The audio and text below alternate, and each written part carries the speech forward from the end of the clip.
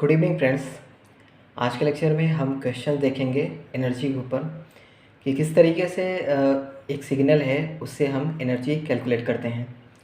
सबसे first number question है x T, यहाँ सिग्नल है हमारा और 0 से 4 के बीच में है टाइम और उसका एम्पलीट्यूड कितना है 2 दिया हुआ है। इसके ही हमें इस सिग्नल की एनर्जी फाइंड करनी है। तो एनर्जी फाइंड करने के लिए क्या करेंगे, E इक्वल टू इंटीग्रेशन करेंगे। ओके, इंटीग्रेशन कहाँ से कहाँ तक करेंगे, जितने में सिग्नल है उतने का इंटीग्रेशन करेंगे, क्योंकि उससे बाहर करेंगे तो सिग्नल है नहीं तो उसकी वैल्यू वैसे भी 0 आएगी। 0 से 4 के बीच में करेंगे क्योंकि 0 से बीच के में ही सिग्नल है, 0 से 4। उसके बाद क्या करते हैं, mod x T square D T. Mod x T का मतलब क्या हुआ, उसका मैग्नीट्यूड, मैग्नीट्यूड मीन्स उसका एम्पलीट्यूड। तो इसका कितना है, यहाँ पे एम्पलीट्यूड 2 है। ओके, तो 2 का स्क्वायर डी टी। ओके, तो ये कितना हो गया 4 इंटू डी टी का इंटीग्रेशन हुआ टी और फिर उसके बाद लिमिट पुट करेंगे, कितना आएगा 4 माइनस 0 4, तो इसकी वैल्यू आएगी 16। ओके, एनर्जी इसकी इस सिग्नल की आई 16। अब इस सिग्नल की हमें एनर्जी फाइंड करनी है, रिपीटेड है। तो अगर इस टाइप के सिग्नल में अगर कुछ भी प्रॉब्लम अगर आती हो क्वेश्चन सॉल्व करने में, तो उसके लिए हम क्या कर सकते हैं, इसको रीड्रॉ करेंगे, इसको इस तरीके से रीड्रॉ करेंगे। इसको क्या करेंगे, मॉड एक्स टी के लिए निकालेंगे, मॉड एक्स टी, क्योंकि हमें यहाँ पे जो पुट करना होता है मॉड एक्स टी का होल स्क्वायर पुट करना होता है। ओके, तो इसको पहले एक्स टी था, अभी मॉड एक्स टी बनाएंगे। मॉडुलस का क्या मतलब हुआ कि जो भी माइनस होता है वो प्लस में हो जाता है मॉडुलस की वजह से, जिसकी मॉडुलस -2, तो वो क्या हो जाएगा +2 हो जाएगा। ओके, इसी तरीके से ये हमारा -4 है, ये इसका एम्पलीट्यूड है -4, इसका एम्पलीट्यूड है -4। ओके, इसका एम्पलीट्यूड है +4, इसका एम्पलीट्यूड है +4, इसका एम्पलीट्यूड है +4। ओके, तो जब इसका मॉडुलस लेंगे तो ये माइनस क्या हो जाएगा, प्लस हो जाएगा, -4 + 4 हो जाएगा ना, तो ये यहाँ आ जाएगा। इसका मॉडुलस लेंगे -4 है तो ये क्या आ जाएगा, प्लस आ जाएगा। तो मीन्स क्या हुआ कि निगेटिव में सारे जितने पोर्शन हैं वो पॉजिटिव में चले गए, तो ये सिग्नल कुछ इस टाइप का हो जाएगा हमारा, 0 से 6 और एम्पलीट्यूड 4। ओके, अब एनर्जी निकालना है, एनर्जी इंटीग्रेशन करेंगे, कहाँ से कहाँ तक लिमिट लेंगे, 0 से 6 लिमिट लेंगे, 0 से 6 क्योंकि सिग्नल 0 से 6 के बीच में ही है। उसके बाद एम्पलीट्यूड इसका कितना है 4 है, तो 4 मतलब एम्पलीट्यूड यही हमारा एक्स टी है, मॉड एक्स टी। ओके, इसलिए एम्पलीट्यूड यूज़ करते हैं। या फिर अगर कॉम्प्लेक्स फॉर्म में आएगा तो उसका क्या मैग्नीट्यूड लेते हैं, तो 4 स्क्वायर डी टी। 4 स्क्वायर कितना हुआ 16 इंटू डी टी का कितना हुआ इंटीग्रेशन टी और फिर लिमिट पुट करेंगे तो आएगी 6। ओके, 16 इंटू 6 कितना आएगा 96। ओके, अब हमारे पास कुछ और क्वेश्चंस हैं वो भी देखते हैं। एक क्वेश्चन हमारे पास ये है, third number, X T equal to 2je⁻j2t। Condition क्या है, t की वैल्यू -2 से +2 के बीच में है, मतलब सिग्नल जो हमारा है वो -2 से +2 के बीच में है सिग्नल। ओके, अदरवाइज 0 है, मतलब -2 से 2 के बीच में सिग्नल है और उसके अलावा 0 है। जैसे यहाँ पे है सिग्नल 0 से 6 के बीच में है, अदरवाइज 0 है। जैसे पहले वाला था 0 से 4 के बीच में सिग्नल था, अदरवाइज 0 था। उसी तरीके से इसको पहले सिग्नल को इसके फॉर्म में बनाया था ओके, अभी इस तरीके से लिख दिया है। तो इसको अब कैसे करेंगे? अब देखिए, एनर्जी हमें फाइंड करना है। Energy equal to limit put करेंगे।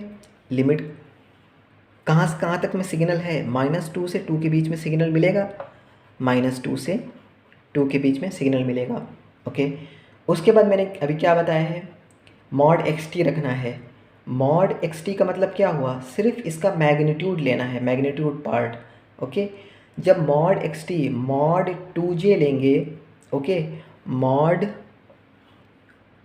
2j का whole square, okay, mod 2j का होल स्क्वायर, उसके बाद dt। तो जब मॉड 2j है, इसको क्या लिख सकते हैं? मॉड 2 का होल स्क्वायर और मॉड j का होल स्क्वायर। जे स्क्वायर की वैल्यू क्या आती है? -1, और मॉड में -1 की वैल्यू कितनी आएगी? +1 आएगी। इसीलिए इसको जे को हटा देते हैं और डायरेक्ट मॉडुलस 2 का होल स्क्वायर, या फिर इसको डायरेक्ट लिख सकते हैं 2 का होल स्क्वायर। ओके, 2 का होल स्क्वायर और dt। ओके, तो ये कितना आ गया हमारे पास? ये आ गया हमारे पास 4। उसके बाद लिमिट पुट करेंगे, dt का इंटीग्रेशन t होगा, फिर 2 माइनस 2 कितना हो जाएगा? 4। 4 × 4 ये कितना हो गया हमारे पास? 16। ओके, हमेशा याद रखना है xt जो हमें लेना है वो मॉड में लेना है। xt मॉड xt का मतलब क्या हुआ कि हमें जो एम्पलीट्यूड दिया हुआ है वो लेना है, या फिर जो उसका मैग्नीट्यूड है, ओके, सिग्नल का, वो सिर्फ हमें लेना है। एक और क्वेश्चंस है यहाँ पे, इरेज करते हैं, एक और क्वेश्चंस लास्ट कर लेते हैं, उसके बाद फिर फर्दर डिस्कशन नेक्स्ट लेक्चर में करेंगे।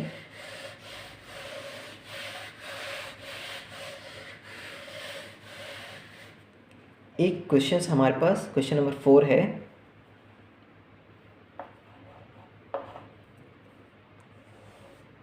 क्वेश्चन नंबर 4 ये कुछ इस तरीके से सिग्नल है।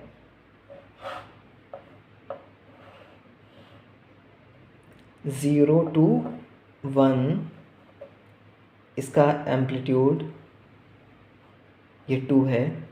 Okay, xt dt means xt signal है, ये हमारा टाइम एक्सिस है। इसका हमें फाइंड करना है एनर्जी। एनर्जी फाइंड करनी है। ओके, एनर्जी फाइंड करने के लिए हमें क्या पता होना चाहिए? xt पता होना चाहिए। ओके, अभी जैसे कि इसके प्रीवियस सिग्नल थे, सब में xt की वैल्यू हमें पता थी, एम्पलीट्यूड, ठीक है। यहाँ पे प्रॉब्लम क्या है? यहाँ पे हमें पहले इसकी इक्वेशन फाइंड करनी होगी, इसकी इक्वेशन फाइंड करनी होगी, देन हम एनर्जी निकाल सकते हैं। इसकी जो इक्वेशन आएगी वही हमारी क्या आएगी? xt आएगी। ओके, तो इसकी जब इक्वेशन हम फाइंड करेंगे तो इसकी इक्वेशन किस तरीके से फाइंड करेंगे? ये एक लाइन है, यहाँ स्टार्टिंग क्या है? 0 0 है, और यहाँ पे कोऑर्डिनेट क्या है? यहाँ के कोऑर्डिनेट 0 0, यहाँ पे कोऑर्डिनेट क्या आएंगे? यहाँ पे कोऑर्डिनेट आएंगे 1, 2 आएंगे कोऑर्डिनेट। तो जब उससे लाइन जॉइनिंग इक्वेशन निकालेंगे तो वो लाइन जॉइनिंग इक्वेशन क्या आएगी हमारे पास? लाइन जॉइनिंग इक्वेशन आएगी 2t। ओके, कैसे निकालेंगे? y2 minus y1 equal to y2 minus y1 upon x2 minus x1 और x माइनस x1, ये लाइन जॉइनिंग इक्वेशन है, इससे हम निकाल लेंगे। तो यहाँ पे हमारे पास आ गई 2t, मतलब xt की वैल्यू हमें मिल गई है। अब हम सिग्नल निकाल सकते हैं। तो लिमिट क्या लेंगे? कहाँ से कहाँ के बीच में निकालनी है? 0 से 1 के बीच में। तो 0 से 1 के बीच में लिमिट, उसके बाद 2t, ये xt है, ओके, इसी का होल स्क्वायर करेंगे dt। ओके, 2 का स्क्वायर 4, टी स्क्वायर है, इसका इंटीग्रेशन करेंगे तो क्या आएगा? t³/3 आएगा। ओके, उसके बाद लिमिट पुट करेंगे 0 to 1, 4, उसके बाद 1 जब पुट करेंगे तो 1/3 आएगा। ओके, जब 0 पुट करेंगे तो -0 आएगा। मीन्स ये क्या आएगा, 4/3। ओके, तो इस तरीके से हम क्वेश्चंस करेंगे एनर्जी के ऊपर। कोई भी क्वेश्चन आएगा तो सबसे पहले हम ध्यान देंगे जो सिग्नल xt दिया होगा उसके लिए हम पहले देखेंगे कि हम मॉड xt किस तरीके से फाइंड कर सकते हैं। ओके, तो अगर एम्पलीट्यूड जैसे कि रेक्टेंगल है, स्क्वायर है, तो डायरेक्ट एम्पलीट्यूड हम पुट कर देंगे। ओके, अगर इस तरीके से सिग्नल दिया हुआ है तो उसका सिर्फ मैग्नीट्यूड पार्ट लेंगे, क्योंकि मॉडुलस लेना है, मॉडुलस में वैसे भी मैग्नीट्यूड पार्ट आएगा। उसके बाद अगर ट्रायंगुलर इस तरीके से दिया हुआ है या ट्रेपेजॉइडल दिया हुआ है, ओके, या फिर अदर कोई सिग्नल दिया हुआ है, तो उसके लिए क्या करेंगे, हम पहले उसकी इक्वेशन फाइंड करेंगे।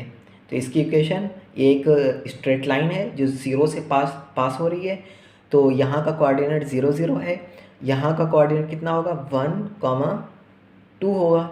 तो उससे हम लाइन जॉइनिंग इक्वेशन निकाल लेंगे, वो 2t आएगी। उसके बाद हम 0 से 1 के बीच में सिग्नल है, 0 से 1 के बीच में, और मॉड 2t रखेंगे। तो यहाँ मॉडुलस का कोई फ़र्क नहीं, क्योंकि अगर माइनस साइन होता देन मॉडुलस रखने का फ़र्क होता है। जब वैसे भी प्लस है तो मॉडुलस रखने का यहाँ पे कोई फ़र्क नहीं पड़ेगा। तो 2t स्क्वायर करेंगे, उसके बाद इंटीग्रेशन नॉर्मल है जो हम 11 12 से करते आ रहे हैं इंटीग्रेशन।